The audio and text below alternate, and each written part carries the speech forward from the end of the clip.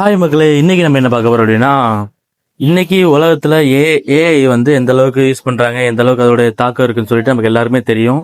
அந்த ஏஐ அதிகமான யார் பயன்படுத்தான்னு சொல்லிட்டு விசுவல் கேட்டலிஸ்ட் அப்படிங்கிற கம்பெனி வந்து ஒரு டேட்டா எடுக்கிறாங்க. ஸ்டூடெண்ட்ஸ் மத்தியில் யார் அதிகமாக அந்த ஏஐ வந்து யூஸ் பண்ணுறாங்க அப்படின்னு சொல்லிட்டு வேர்ல்டு ஃபுல்லாக ஒரு டேட்டா எடுக்கிறாங்க. அந்த வேர்ல்டு ஃபுல்லாக இருக்கிற டேட்டாவில் நம்ம இந்தியா செகண்ட் பிளேஸில் இருக்குது, பிரேசில் ஃபர்ஸ்ட் பிளேஸில் இருக்குது. ஆனால் எதிர்பார்க்குற அமெரிக்கா வந்து 5வது பிளேஸில் தான் இருக்குது ஸ்டூடெண்ட்ஸ் லெவலில் ஏஐ யூஸ் பண்ணுறதுல. கிட்டத்தட்ட மிகப்பெரிய ஆச்சரியம் என்ன அப்படின்னா, இந்த இந்த லிஸ்ட்டில் வந்து ஒரு நாடு மட்டும் மிஸ் ஆகுது. அந்த நாடு எதுன்னா சீனா.